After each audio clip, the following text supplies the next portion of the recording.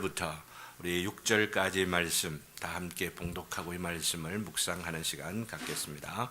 시편 126편 1절부터 6절까지입니다.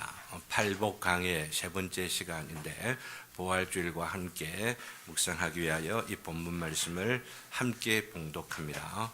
시편 126편 1절부터 6절까지 찾으신 줄 알고 다 같이 봉독하겠습니다. 시작. 여호와께서 시온의 포로를 돌려 보내실 때에 우리는 꿈꾸는 것 같았도다. 그 때에 우리 입에는 웃음이 가득하고 우리 혀에는 찬양이 찼었도다. 그 때에 문나라 가운데에서 말하기를 여호와께서 그들을 위하여 큰 일을 행하셨다 하였도다. 여호와께서 우리를 위하여 큰 일을 행하셨으니 우리는 기뻐하도다. 여호와여 우리의 포로를 남방 시내들 같이 돌려 보내소서. 눈물을 흘리며 씨를 뿌리는 자는 기쁨으로 거두리로다. 울며 씨를 뿌리러 나가는 자는 반드시 기쁨으로 그 곡식단을 가지고 돌아오리로다. 아멘. 예수님께서 부활하셨습니다. 이것은 그저 부활하셨다라고 하는 것으로 끝나는 것이 아니라 예수님은 지금도 살아계신다라고 하는 것을 표현합니다. 부활하신 것을 믿는데 지금도 살아계신다라고 하는 것을 안 믿는다면 그 부활을 믿는다는 것은 허망한 것이고 거짓된 것이고 관념적인 것입니다. 그러니 부활주일 때 강조해야 될 것은 지금도 살아계시는 주님, 살아계신 주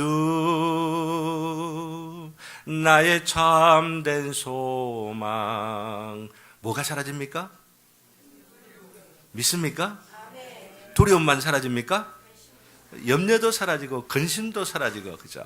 살아계신 이 주님 앞에 우리가 그 임재를 우리가 깨닫고 누리면서 살아가면은 더러움과 추함 그 모든 것들도 다 사라집니다. 다 사라집니다. 아멘? 예. 그래서 살아계신 주님, 이 171장 찬송이 얼마나 난 귀하고 복된지를 몰라요. 그래서 이 노래를 자주 하루에 한 번씩은 암창해서 제가 부릅니다. 그러면서 참 삶의 모든 기쁨이 충만하다라고 하는 이것이 그저 이유 없는 기쁨이 아니고 날마다 이유를 더해 주시는 그 주님의 역사하심, 이거 생각하면 얼마나 감사한지를 몰라요. 오늘 아침에 주님 살아계신 이것만으로도 참 기쁜데 또 그 기쁨 가운데 보태주시는 그 기쁨이 뭔지 하면 이 앞에 튤립꽃이 펴 있다는 겁니다. 튤립꽃, 저 참 좋아하는 것들 아시고 부활주일 또 기억하면서 이전에 있던 데서 이 부활주일이면 튤립꽃 다 이렇게 가지고 옵시다 이러면서 했는데 제가 금년엔 우리 그런 기회가 없었기 때문입니다만은 추수감사절 때는 다시 튤립 뿌리를 여러분들께 내어드리려고 합니다. 그래서 부활주일 하면은 삶은 달걀이 생각나는 게 아니고 생달걀이 생각나야 되는데 생달걀 생각나게 하려면은 깨지기 쉽고 아이들 주기에 뭐 곤란하니까 그 주기가 어려워갖고 삶아갖고 죽이는데 생명을 어떻게 삶아버립니까? 있을 수가 없는 일이거든. 그러니까 그 생명을 있는 그대로 뭔가 체험하고 누리도록 하기 위해서는 그 구근을 심어서 개운해 보십시오. 개운의 땅 속에 있던 것이 싹이 올라오는 그 신비, 여러분 경험해 보셨습니까? 그러면서 푸릇푸릇한 이 싹이 올라오다가 그 싹 가운데 뭔가 이상한 것이 또 올라오다가 싹이 촥 이리 하는 거. 이 생명의 이 신비라고 하는 거, 이걸 깨닫도록 하기 위해서 부활주일이 있는 겁니다. 그리고 이 생명의 신비가 이 자연의 신비를 넘어서는 초월적 생명이 누구 안에 있어요? 저 안에 있고 여러분들 안에 있는 줄을 믿습니다. 이 생명을 가지고 살아가는 것, 예수님을 모시면서 예수님 그 안에 심령 가운데 모시는 자들은 이 우주 만물 가운데 있는 생명 가운데 가장 존귀한 생명을 품고 살아가는 자들이에요. 이 신비를, 이 비밀한 이 신비를 깨달을 때마다 감격하게 되고, 어떨 때는 막 감격이 아니고 전율하게 되어지고, 전율이 넘었으면 흥분하게 되어지고, 그죠? 너무 지나치면 안 되죠. 다 이렇게 절제가 또 필요하기도 이렇게 합니다만은, 이런 그 은혜를 사모하시면서 살아가시는 저와 여러분 되시기를 주님의 이름으로 기원합니다. 이 튤립꽃만 아니고 이 튤립으로 나타내고자 하는 튤립 신앙입니다. 튤립 신앙. 이 튤립 신앙이 참된 성경의 그 신앙, 그 고백을 담아둔 것이라고 생각을 하기 때문에 오늘 말씀을 드리지 않겠습니다만 그걸 나타내기 위한 것이고, 그러면서 부활의 신앙이라고 하는 것은 기독교의 신앙, 이 튤립이 담고 있는 이 5대 교리를 압축 딱 한마디로 하는 겁니다. 부활의 신앙이라고 하는 것은. 그게 뭔 줄 아냐면 우리 영혼이 부활하는 것은 너무 당연하고, 무슨 말 아시겠어요? 뭐가 부활하는 거? 몸이 부활하는 것을 믿는 신앙이라고 하는 겁니다. 몸이 부활하는 거. 그래서 이걸 먼저 서론적으로 부활주일이니까 말씀을 드리면서 하나님께서 이것을 저희로 말미암아 잊어버리지 못하도록 각인 딱 시키도록 오늘 이 부활주일 이 오전 예배 때 누구를 보내주셨냐 하면 여동식 형제하고 여동식 우리 관장님하고 우리 그 김성조, 얘였는데, 김성조 우리 형제하고 같이 쌀가게 하는 분이고, 우리 이해 말씀드리는 것은 이 몸짱 딱 하는 헬스클럽 관장님입니다. 나중 뒤에 예배 마치고 나서 교제하고 이러는 시간 있겠습니다만, 이 시간에 관계시켜 말씀드리는 것은 기독교 신앙은 몸을 중요하게 생각해요. 몸을 중요하게 생각하면서 영혼만 중요하게 생각하는 게 아니라 몸, 이것이 다시 부활하게 되어지는 온전한 인격과 삶으로 이 우주 만물 가운데에 정신만 건강하면 되는데, 이게 아니고 우리의 영과 우리의 정신과 우리의 몸, 이 모든 것이 온전하게 회복되어지는 그 날을 영광 가운데 바라보며 살아갑니다. 제가 이런 부분에 좀 부족한 부분들이 있다가 마음 가운데 기도하면서 이 건강해야 되는데 건강해야 되는 생각들 하다가 관장님 딱 오시는 이 타이밍을 딱 보면서 하나님께서 뭔가 인도하시는 게 있구나 생각을 하고 제가 등록하고 이번 주부터는 헬스클럽 다니려고 합니다. 이거 목사가 무슨 헬스클럽 그렇게 하지 마십시오. 아시겠어요? 욕하지 마세요. 그 헬스클럽에서 이 대연동에 있는 주민들 만날 기회들이 있고 회원들이 저 보니까 한 6, 70명 좀 되는 거, 더 많은지 모르겠는데 한 얼마 전에 이 비디오 동영상으로 지금 인터넷에 올려져 가지고 부산 공감 36.5인가 이런 프로그램이 있습니까? 거기에 출연하셨어요. 예. 그래서 여러분들도 한번 보시기를 바랍니다. 보니까 참 소신도 있고 그러면서 특별히 장애우들에 대한 애틋한 어떤 이 사랑이 크게 있는 것 같아서 참 귀한 분이 오늘 이렇게 참 함께 오셔서 예배드리게 되구나 하는 생각들을 하게 되며 감사하게 되고 기쁨이 배가 되어지면서 이 기쁨을 어떻게 우리가 참 유지하며 살아가느냐라고 하는 그런 측면에서 오늘도 여러분들과 더불어서 말씀을 읽고 묵상해 갔으면 너무나 좋겠습니다. 바로 이 부활의 사상, 부활의 신앙이라고 하는 것은 그저 단순한 영적 부활 이것만 말하는 것이 아니고 몸의 부활을 믿는 것이다 라고 하는 겁니다. 몸의 부활을 믿는다는 것은 어떤 무엇을 우리에게 가르쳐 주느냐 하면은 성스러운 것과 속된 것 이거 없다는 이야기예요. 아시겠어요? 성스러운 거, 속된 거 사람이 구분해 둔 거지. 또 우리 하나님께서 우리 인류에게 가르쳐 주기엔 어떤 이 기간 초보 단계에서 그것을 조금 구분을 해 둔 것이 있지, 그리스도 안에서 성스러운 거, 속된 거 다 구분이 다 사라지게 되어지고 이제는 이 영과 육, 이 모든 것이 온전하게 하나가 되어서 회복되어질 그날들을 바라보면서 살아가도록 하게 하는 것이 부활신앙이다라고 하는 겁니다. 목사가 더 거룩하고 여러분들 직장생활은 거룩 안 하고? 그거 아닙니다. 아닙니다. 목사가 목사라고 해놓고 땡땡이 치는 것보다도 여러분들이 직장생활을 하면서 여러분들이 지금 연구하는 그것들을 가지고 목사보다도 더 거룩하게 살아갈 수가 있어요. 아멘? 그럼 각오를 하시면서 아멘 하세요. 그냥 아멘만 하지 마시고 그렇게 살아야 되겠구나. 정말 손 목사님보다도 더 거룩해야 되겠구나. 손 목사님보다도 더 경건해야 되겠구나. 그럴 수가 있어요? 네, 그럴 수 있습니다. 뭐 이런 이야기가 번지면 안 될 것 같기 때문에 성과 속이 일체가 되어서 살아가는 바로 그 삶이 바로 이 지상, 이 땅 위에 임한 천국의 삶이다라고 하는 겁니다. Heaven on earth라고. 땅 위에 임한 천국, 하늘나라. 이게 성과 속이 하나가 되어서 살아가는 거고. 바로 이러한 삶을 살아가도록 오늘 21세기를 살아가면서도 부활을 믿는다라고 하는 거. 바로 이것은 2000년 전에 있었던 예수님의 부활을 믿는다는 것을 넘어서서, 물론 그것이 기본이 되지만 그것을 넘어서서 앞으로 오게 될 이 우주와 만물의 온전한 회복과 그 변화를 내가 믿는다라고. 그 변화된 세계 가운데 살아갈 그 은혜를 이미 우리들에게 주셔서, 예수님 오심으로 인해서, 성령님 오심으로 인해서 이미 그 능력을 가지고 살아가기 때문에 그날을 바라보는 소망이 더욱더 분명해지는 것이라 하는 거죠. 지난 주일에 천국, 바로 이 천국을, 이 땅 가운데 임한 이 천국을 누리면서 살아가는 것, 바로 이것의 가장 1차적인 특성이 뭐라고 했습니까? 성품이 뭐라고요? 심령이 가난한 것이다. 하나님 앞에 자랑할 것이 아무것도 없고, 하나님 앞에 뭔가 내어놓을 것 아무것도 없는 그런 인생이지만은, 바로 그런 인생, 그 마음을 갖고 있는 이들에게 하나님께서 천국을 주신다, 이런 말씀을 드렸지 않습니까? 오늘은 이렇게 심령이 가난한 사람이, 심령이 가난하다는 것 때문에 자연스럽게 어떤 의미에서는 저절로 또 가질 수 있는 심령의 상태, 그게 뭐냐 하면은 애통함이라는, 애통함. 심령이 가난하면은 그 가난한 것이 어떻게 드러나느냐 하면은 애통함으로 드러난다라고 하는 거예요. 이게 무슨 말일까 조금 이해가 안 될지도 모르겠습니다. 그러나 조금만 생각을 해보면은 우리가 충분하게 너무나도 당연스럽게 그럴 수 있겠구나 하는 생각을 하게 되죠. 왜 그렇습니까? 천국이 임하였다라고 말씀드렸습니다. 예수님께서 십자가에 못 박혀 죽으시고 그 죽으심에 근거해서 부활하시고, 부활하신 그 주님의 부활과 그 십자가의 도리를 우리가 이 땅 가운데 살아가며 깨닫도록 하시기 위하여 누가 오셨습니까?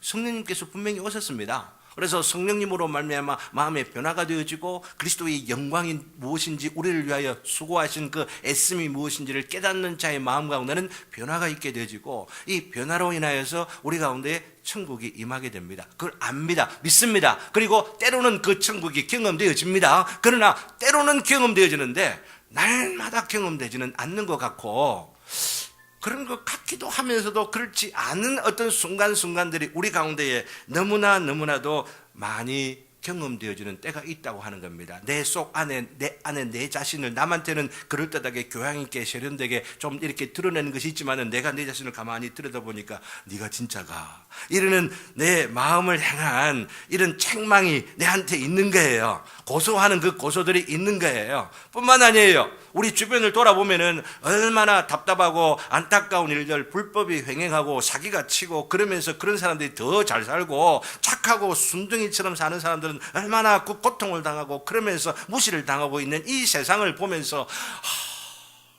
과연 하나님께서 살아계신다면 하나님의 그 뜻하신 게 도대체 뭐냐 이러면서 안타까워하게 되죠. 그리고 자기를 보면서, 바깥을 보면서, 안팎을 보면서 마음 가운데 안타까운 마음들이, 어떨 때는 이 안타까움이 넘쳐서 통곡과 탄식이 우러나올 수밖에 없는 겁니다. 하나님, 내가 주님 앞에 참되고 진실되게 살려고 했는데 왜 나에게 이런 결과가 오는 겁니까? 내가 이렇게 주님 사랑하고 주님 위해서 내가 헌신하며 살아가고자, 정말로 깨끗하고 순결하게 살아가고자 하는 이것이 거짓입니까? 정말 당신은 계시는 겁니까? 이런 어떤 그 이 분노와 아니면 하나님을 향한 그 탄식의 어떤 그 이 울부짖음이 막 터져 나오는 거예요. 이게 어떻게 표현되느냐? 애통함으로 나온다는 거예요. 애통함으로. 그러니 심령이 가난한 자는 복이 있나니 천국이 저희 것임이요 라고 하면서 바로 뒤에 애통함이 나오는 이유를 아시겠죠? 그죠? 나올 수밖에 없는 것이다 라고 하는 겁니다. 더욱더 온전한 영광, 그 영광의 그 나라가 지금 이 땅 가운데 분명히 천국이 있다고는 하지만은 그 천국의 천국됨이 영광스럽게 드러나지 못하고 있는 우리 가정의 모습, 친인척 간의 모습, 나 자신의 삶의 그 모습들을 보면서 그 영광을 사모하는 마음, 그 영광의 나라가 도래할 것을 기대하고 간절히 사모하는 바로 그 심령으로 오는 탄식이 우리 가운데 있다라고 하는 겁니다. 사랑하는 성도 여러분, 이런 탄식이 있습니까? 이런 탄식이 있어야 된다라고 우리 주님께서 말씀하시는 거예요. 어제 그 관장님 말씀 이야기 나누면서 이런 안타까움이 있더라고요. 장애인들에 대한 안타까움, 이 사회에 소외되고 무시되어지는 바로 그 현실들을 보면서 너무너무 고통을 당하고 있는 그들을 보면서 손님들, 고객들 다 떨어져도 이 장애인들하고 내가 같이 가야 되지 않겠습니까? 이러면서 그 동영상에서 고백하는 바로 이런 모습들을 보면서 이 아픔들을 알겠구나. 그리고 그런 아픔들이 우리 교회 생활을 하면서 영적으로 성화되어지고 보다 더 깊이가 있어지게 되고 그것이 더 구체적인 어떤 사역으로 열매 맺게 되어지는 그런 일들이 있으면 얼마나 좋을까 하는 그 기도가 되어지더라라고 하는 겁니다. 저희들과 더불어서 함께 기도해 갔으면 너무 좋겠습니다. 심정이 가난한 사람들의 영혼 깊이 자리 잡고 있는 성품에 지속적으로 표출되어지는 것이 애통함이다 라고 하는 거죠. 애통함이다. 그렇기 때문에 애통함의 그 이유는 한편으로는 자신의 죄이면서도 자신의 그 부족함과 더러움과 추함, 하나님 사랑한다 하지만 아직도 온전하게 사랑하지 못하는 그런 요소들 하며 또 바깥으로는 자신의 주변에서도 여전히 벌어지고 있는 불법과 불의와 삶의 부조리, 하나님을 알지 못하는 사람들이 거역하며 살아가고 음란해져가고 있고, 롯이 그 소돔과 고모라 그 도시에서 살면서 의인의 마음에 근심이 있었다 이런 말 하잖아요. 그 의인이 바로 그리스도인, 천국 제자들의 모습들을 그게 보여주고 있는 겁니다. 이런 근심들이 있느냐, 이런 근심들을 가지지 않으고 나도 같이 한번 누려보자, 기회가 없나 이러면서 그냥 짝짝꿍이 돼갖고 살아가고 있는 것인지 아닌지, 우리 주님께서 오늘 이 말씀을 통해서 우리에게 심령이 가난한 천국의 제자들의 그 품성, 그 성품이 어떤지를 우리에게 선언해주고 있는 겁니다. 이게 천국 제자들의 마그나 카타, 대헌장입니다. 이 애통함이 너무나도 극명하게 드러나고 있는 것이 우리는 부인할 수 없을 정도로 예수님의 삶이라고 하는 거죠. 그렇죠? 예수님의 삶.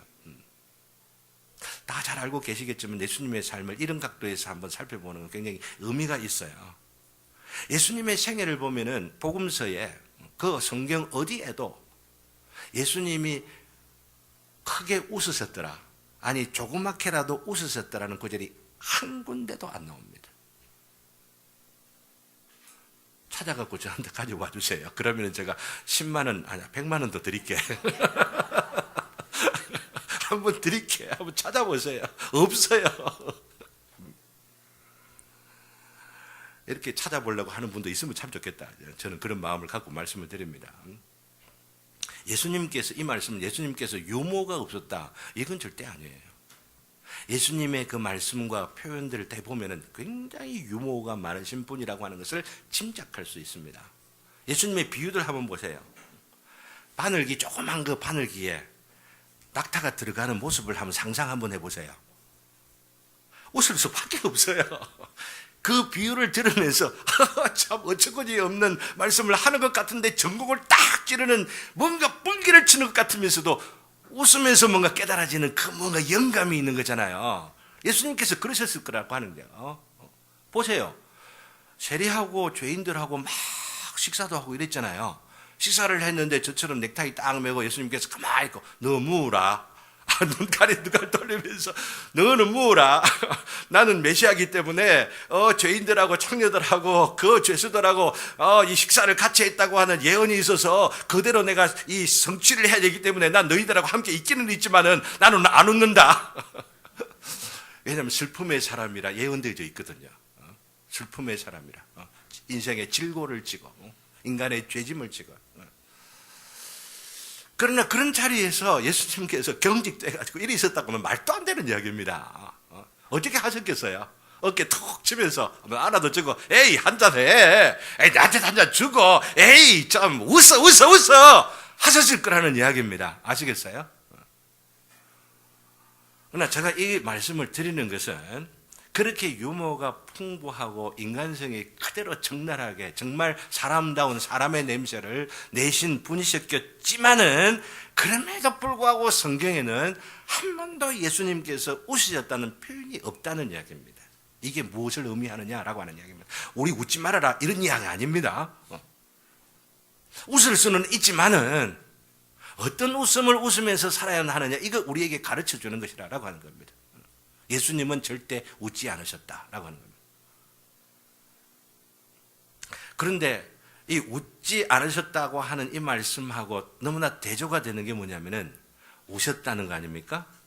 성경에 보면은 우셨다는 게 몇 번 나옵니까? 여러 번 나옵니다. 두 번이 아니라 두 번 이상도 나옵니다. 예루살렘 보시고 우셨죠? 나사로의 무덤 앞에서 우셨죠?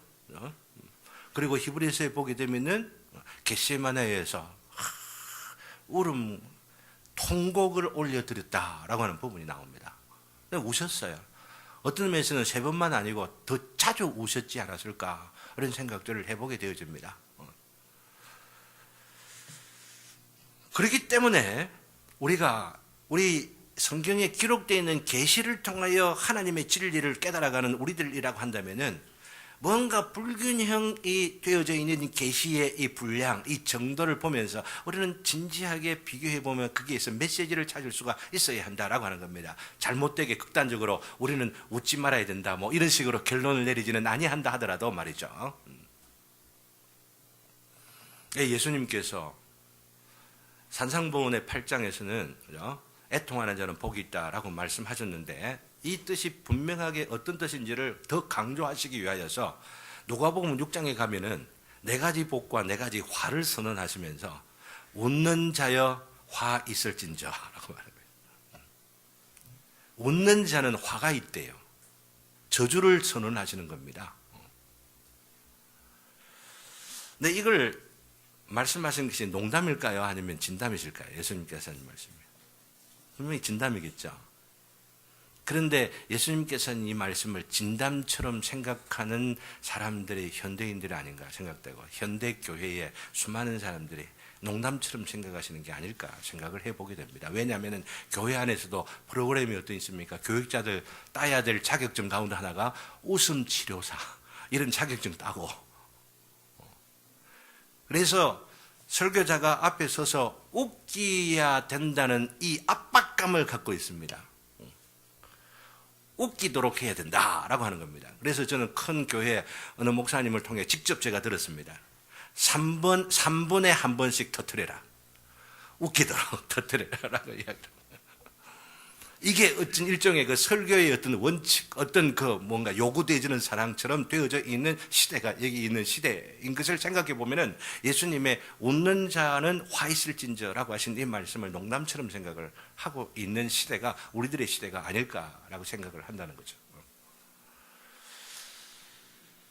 저는 웃음이라는 것은 하나님께 주신 복들 가운데 굉장히 큰 복이라고 생각합니다. 제가 설교단에서는 좀 엄숙한 것 같고 때로는 조금 너무 지나치게 진지한 것처럼 보여도 저 개인적으로 만나면 굉장히 부드러운 남자입니다. 아는 사람은 압니다. 그거 뭔가 잘 모르겠다 싶으면은 가까이 오세요. 오셔가지고 식사하자 이러면은 꼭 여러분들한테 다 내라고 안 하고 저도 내고 이래 할 테니까 가까이 하시려고 애들 하시면은 목사님 농담도 좋아하고 인간미가 이리저리 있구나라고 하는 것들 아실 거니까 오해 절대 하지 마시고요. 웃음이라고 하는 건 너무너무 하나님께서 중요하게 생각하시고 우리들에게 주시는 복 중에 하나라고 할 수가 있는데 성경 전체에도 보면은 하나님께서 웃으셨다는 표현이 한 군데도 안 나와요. 좋은 긍정적인 의미로서 웃으셨다는 표현이 딱 한 군데 나옵니다. 근데 그 웃으셨다는 그 표현은 시편 2편에 보면은 비우셨었다라고 하는 겁니다. 아시잖아요. 여러분 잘 아시잖아요. 하늘에 계신 이여, 지금 그 관원들이 그리고 그 왕들이 모여갖고 음모로 하나님을 대적하려고 하는 그 모임들을 보시면서 하나님께서 웃으심이여 주께서 그들을 비웃으시리로다. 비웃는 이런 부분이 나옵니다. 그렇다고 해서 제가 이 말씀을 들으면서 이 애통함이라고 하는 것을 문자적으로만 이해해서 항상 애통해야 된다니까 맨날 막 질질 짜면서 아이고 목사님 죽겠어요 뭐 어쩌고 이런지 모르겠어요 나에게 왜 이렇게 막 나는 하려고 하는데 잘 안 되는지 모르겠어요 막 이러면서 자꾸만 질질 짜고 있는 그게 애통함이냐? 절대 아니라고 하는 거예요. 말씀드립니다. 그건 아주 심리학하다든지 그죠? 또 소심함이라든지 이런 것이 마음이 가난한 것이 아니다 이런 말씀을 드리지 않습니까? 꼭 그것처럼 애통함이라고 하는 게 뭔가 맨날 탄식하고 맨날 가슴을 치고 부정적이고 소극적이고 그러면서 뭔가 막 그냥 짜증내는 어떤 그런 류의 말들 하는 게 애통합니다. 절대로 그렇게 생각해서는 안 되고, 혹시라도 여러분들의 성격이 그렇게 뭔가 매사를 막 질질 짜는 어떤 그런 류의 성격이 되어 있는 것을 보고, 봐라, 이 애통하는 자는 복이 있다고 했으니까 나는 우리 주님께서 칭찬하시고 복 있는 사람이라고 하신 바로 그 사람이지 않느냐고, 절대 그런 것으로 위로받지 마세요. 잘못된 말씀의 이해다라고 하는 것을 먼저 말씀을 드립니다. 그러면 성도가 가져야 할 가장 마땅한 그 애통함의 모습이 어떤 것이냐, 이것을 보여주는 구절이 오늘 시편 126편 말씀이라는 겁니다. 시편 126편 말씀입니다. 이 126편 이 말씀을 부활절과 같이 함께 묵상하고자 하는 것은, 포로 생활에서부터 귀환을 노래하고 있지 않습니까? 그러면서 그 기뻐하는 이것은 그저 단순한 포로 생활에서 귀환하는 것만 아니고, 우리의 삶 자체가 포로로 되어져 있다가 다시 회복되어지는 바로 그것을 영적으로 나타내고 있고, 나는 육체적으로는 우리의 이 몸이 사망의 몸이 매여 있다가 완전한 자유의 몸으로 회복되어지는 바로 그것들도 또한 예표해 놓고 있는 것이기 때문에 여기에 있는 이 구절을 함께 생각해 보는 겁니다. 포로 생활에서의 귀환을 노래하면서 문제는 그것으로 끝나는 게 아니고, 보세요. 4절부터 보면, 앞부분에 보면은 포로로부터 돌아올 때 우리가 꿈꾸는 것 같았도다, 웃음도 가득하고, 그죠? 그러면서 큰 일을 행하였다, 그 구원을 노래하고 있는 그런 장면. 그리고 3절에 우리는 기뻐하였도다, 기뻐하도다 이렇게 말하고 있는데, 4절부터 분위기가 좀 바뀝니다. 그냥 회복되어지고 포로 생활하는 거기에서 우리가 자유를 얻었다는 거기에서 오는 그 기쁨으로만 아니고 4절부터 바뀌는데, 이 4절부터 바뀌는 그 기쁨을 여러분들이 한번 음미해 보시고 답을 스스로 한번 찾아보시기를 바랍니다. 여호와여, 우리의 포로를 남방 시내들 같이 돌려 보내소서. 기도하면서 뭐라고 합니까? 눈물을 흘리며 씨를 뿌리는 자는 기쁨으로 거두리로다. 여기 있는 상황을 보면은 우리의 포로를 남방 시내들 같이 돌려 보내소서라고 하는 말은, 자기가 지금 포로에서 풀려났죠. 지금 이 시편 이 기자는 풀려났습니다. 풀려났는데 풀려나지 않은 사람이 있습니까, 없습니까? 있습니까, 없습니까? 자기는 분명히 포로에서 풀려났는데 풀려나지 않은 사람들을 어떻게 해달라고 지금 하는 겁니까? 그들도 포로에서 해방되도록 해주세요 라고 하는 거예요. 그게 남방시ner이 이렇게 돌아오는 것처럼, 저리 포로 생활하는 것처럼 이렇게 돌아오는 것처럼 돌아올 수 있도록 해주세요 라고 하는 기도가 바로 여기에 있다라고 하는 겁니다. 그러면 이렇게 기도하면서 무엇을 하고 있느냐 하면은, 바로 5절에 너무나 유명한 구절이잖아요. 눈물을 흘리며 씨를 뿌리는 자는 기쁨으로 거두리로다. 포로를 돌려주세요. 회복시켜주세요. 나는 지금 포로가 되어 기쁨 가운데 있는데, 지금 포로가 되어 있는 수많은 사람들이 있습니다. 내 동포들이 있고 내 가족이 있고 내 친구가 있습니다. 이런 사람들이 아직 포로되어서 억압되어 눈물과 고통 가운데, 괴로움 가운데, 탄식 가운데 있는데 그들을 돌려주세요 해놔놓고 뭐라고 하냐면, 눈물을 흘리며 씨를 뿌리는 자는 기쁨으로 거두리로다 라고 말하는데, 왜 어떻게 연결되냐면 4절하고 5절하고 어떻게 연결되느냐는 거죠. 이걸 여러분 찾아내셔야만 합니다. 스스로 이 찾아내서, 그 답을 찾아내서 여러분들의 메시지를 발견하셔야 되는 것입니다. 왜 씨를 뿌리는 걸까요? 씨를 뿌린다고 하는 것은 무엇일까요? 씨를 뿌리면서 왜 눈물로 씨를 뿌리는 것일까요? 어렴풋하게라도 하실 수가 있습니까? 씨를 뿌리는 일이 너무나 쉽다면은 눈물 흘릴 일도 없죠. 그렇잖아요. 그냥 우리가 이야기하듯이 그냥 소라게 그냥 뿌리고 이러면 그 자연스럽게 나고 이런다면은 그냥 뭐 씨 뿌리면서 눈물 흘릴 일도 없습니다. 그러나 씨를 뿌리기 위해서는 어떻게 해야 됩니까? 그냥 뿌리질 않고 어떻게 해요? 쟁기질을 하는 거죠. 땅을 뒤집어 넘는 것이죠. 그죠? 포로를 회복시키기 위해서, 돌아오도록 하기 위해서 그냥 돌아오소서 돌아오게 하소서 이게 아니고, 그 포로가 돌아올 수 있는 방법을 찾기도 하고, 그러면서 내가 할 일이 무엇인지, 내 시간을 어떻게 투자하고, 나의 어떤 이 필요로 하는 그 돌아오는 일들에 내가 해야 할 어떤 이 투자가 어떤 것인지를 이렇게 생각을 하면서 하다 보니 어떨 때는 부담스럽기도 하고 힘들기도 하고, 그러니 씨를 뿌리면서 눈물이 나지 않을 수가 없는 거예요. 왜냐하면 이 씨를 뿌리는데 허망하게 뿌리는 것 되지 아니하기를 바랍니다. 안타까움이 있는 거예요. 어떤 리스크가 있을 수도 있는 거예요. 뿌렸는데 정말 아무것도 나지 않을 바로 어떤 그 가능성들도 있는데, 그러나 그럼에도 불구하고 무언가 필요하기 때문에, 무언가 여기 있어야만 될 거기 때문에 그런 위험성, 가능성을 안고도 투자를 하는 거예요. 그러니 눈물이 나는 겁니다. 어떨 때는 두렵기도 하고, 아이고 어쩌지 이런 어떤 염려들도 있는 겁니다. 그러면서 눈물이 나고, 눈물이 나는 가운데서도 뿌리지 아니할 수가 없는 바로 이 절박한 이 상황 인식 가운데에 지금 씨를 뿌리고 있는 것이다 하는 것을 아셔야만 하는 거죠. 이 세상에 포로된 사람 얼마나 많이 있습니까? 북한에 포로되어 있는 사람들 너무나 많이 있죠. 영적으로 포로되어 있는 사람들을 상징하는 것이 아닐까 생각합니다. 그래서 우리가 포로가 되어 있는 사람들에 대해서 관심을 많이 가져야만 합니다. 왜냐하면 우리가 포로되었던 자들 가운데에서 해방되어진 자들이기 때문에. 믿습니까? 네. 아직도 해방이 안 된 분들, 나는 해방 안 되었다 생각하는 분들이 있으면 목사님에게 와가지고 진지하게 고민을 함께 털어놓고 이야기하고 이러셔야 됩니다. 겉모양만 나는 해방됐어, 해방됐다라고 하니까 나도 해방됐다고 말을 하는 것이 예일 것 같아라고 하는 식으로 넘어가지 마세요. 그러면서 해방되어진 이 해방의 그 감격과 자유가 무엇인지를 따라 생활을 하다가, 그러면서 마음 가운데 안타까움이 있는 겁니다.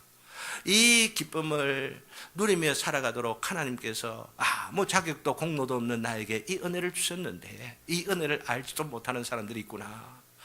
다른 종교에, 어떤 이단에, 아니면은 잘못된 관습에, 어떤 제도에 매여가지고 그게 뭔가 있는 것처럼 생각하다가 시간 소비, 에너지 소비, 돈 소비, 그 정력 소비 다 하면서 살아가고 있는 억울한 인생들의 그 모습들을 보면서 포로되어 있는 인생들을 볼 줄 알아야만 되는 거죠. 북한의 현실들을 우리가 보면은 이런 모습들을 우리 자주 느낄 수 있고 이러기 때문에 저는 TV나 이런 것들을 볼 때에 다른 뉴스나 이런 걸 안 보고 주로 북한 뉴스 많이 봅니다. 그래서 만주도 가야 되겠고, 북한도 하나님 한 교회가 있으면 북한 쪽에 혹시 또 갈 수 있는 그런 교회가 우리 교회에 집중해 보아야만 안 되겠나, 이런 어떤 생각들을 하기 때문입니다.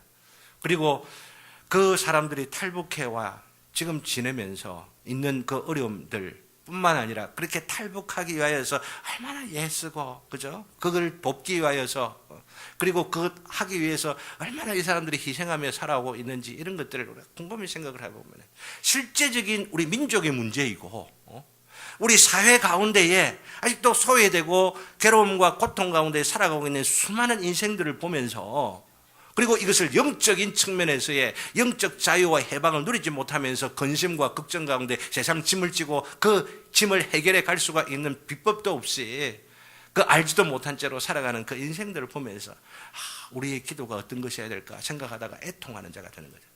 눈물을 흘리는 자가 되죠. 그러나 눈물만 흘리는 게 아니고 뭡니까? 씨를 뿌리는 자가 되는 겁니다. 이렇게 눈물로 씨를 뿌리며 살아가게 되어질 때에 무엇이 있는 겁니까? 기쁨으로 거두리로다. 믿습니까? 눈물로 한 통화에 전화를 하는 겁니다. 내 마음 가운데는 하기 싫은데 오늘 안 나온 우리 한금주 자매 오늘 온다고 했는데 오늘 안 왔을까? 사랑의 마음 가지고 연락 한번 하고, 또 조금 연락을 하면 더 무시당할 텐데 라고 하는 생각들을 하면서, 그럼에도 불구하고 눈물을 흘리면서 또 한 번 하는 겁니다. 그러면 기쁨의 열매를 맺히게 될 그때가 분명히 있게 될 줄로 믿습니다. 커피 한 잔 함께 하고, 그러면서 정심도 참 하나라고 전도지 한 장 전달하기 위해서 나갈 때마다, 그래요, 아직 그런 분 없는 것 같아가지고 있기는 계시긴 합니다. 나갈 때마다 전도지 조금씩 성경책에 넣어 가세요. 그래야 보통 다니고 이럴 때에 한 장 옆에 있는 주고 이러다가 교회당 와갖고는 이제 다 주었으니까 또 좀 넣어가야 할 총알 좀 장전해갖고 그래가지고 또 나가고 이래들 해야지. 내가 멋으로 저렇게 해놓고 돈이 많아갖고 저거 놔둔 거 아니라니 이 말입니다. 아시겠어요? 이런 것들을 하여 조금이라도 민망하기도 하고, 또 조금은 내가 조금 촌스러워 보이기도 하고, 어떤 면에서는 보면 단순하게 보이는 것처럼 보이지만 그런 무시가 있고 그런 조롱이 있는 것처럼 눈물 흘릴 수밖에 없는 상황임에도 불구하고, 그러나 전도지를 전달하려고 부경대 캠퍼스 가가지고들 하면은요, 같이 한 분들이 그런 이야기를 합시다. 그 전도지를 주면은 또 종이를 이렇게 주면은 그냥 받는 사람은 그렇게 이뻐 보이고 공부도 잘할 것처럼 보이고 이렇게 주면은 외면하는 사람들이 또 얼마나 더 많은지. 왜냐하면 괜히 뭔가 공부도 못할 것 같고 말 것 같고 이런다고 하는데 그런지 아닌지는 몰라도 우리 마음이 받는 마음이 그렇다라고 하는 이야기입니다. 사실은 우리가 뭐가 부족해서 우리의 인격이, 우리의 어떤 그 신분이, 어떤 그 무엇이 부족해가지고 그들에게 아이고 받으십시오 맞아 이렇게들 하겠습니까?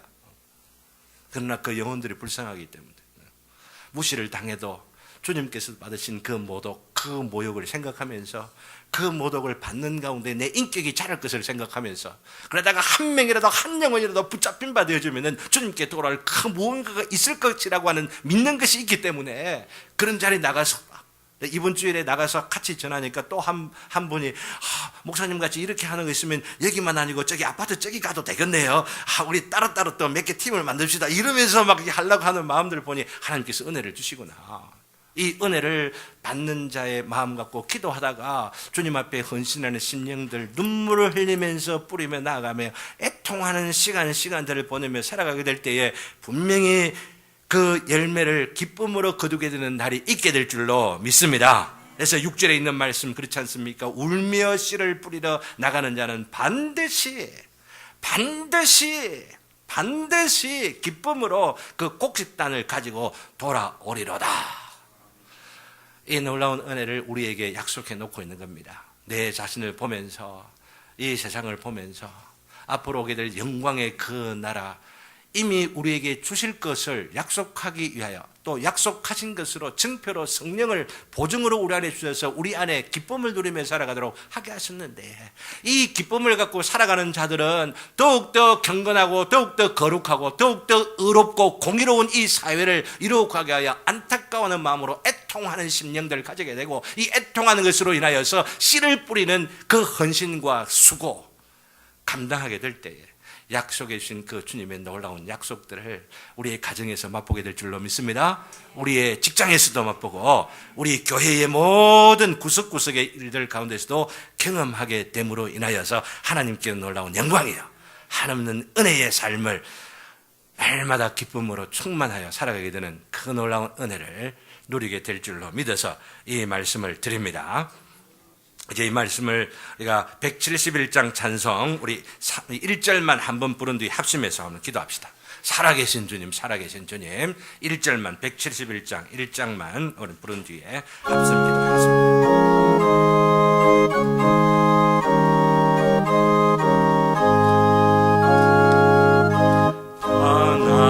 하나님의 독생자 예수 날 위하여 오시었네. 내 모든 죄 사하시려고 십자가 지셨으나 다시 사셨네. 살아계신 주 나의 참된 소망 두려움이 사라지네. 사랑의 주네 갈 길 인도하니 내 모든 삶의 기쁨 늘 충만하니. 합심해서 기도합시다. 부활의 주님, 지금도 살아계시는 줄 믿사온데 주여, 날마다 주님의 임재 가운데 그 은혜의 그 동행하심 가운데 살아가기를 간절히 소원합니다. 소원하오니 주님 나와 함께 계시어서 내 안에 있는 부정한 것, 사특한 것들, 어두운 것들 다 제하시고 이 세상 불의와 불법과 어두움 해치어가면서 의로운 사회를 만들어 가기 위하여 힘을 다할 때에, 지혜를 다할 때에 주여 도와주시옵소서. 이 가정 가운데, 직장 생활들 가운데에 함께 하시고 우리 교회 가운데 함께 하여 주옵소서. 주의 이름을 다 같이 부르시면서 기도하겠습니다.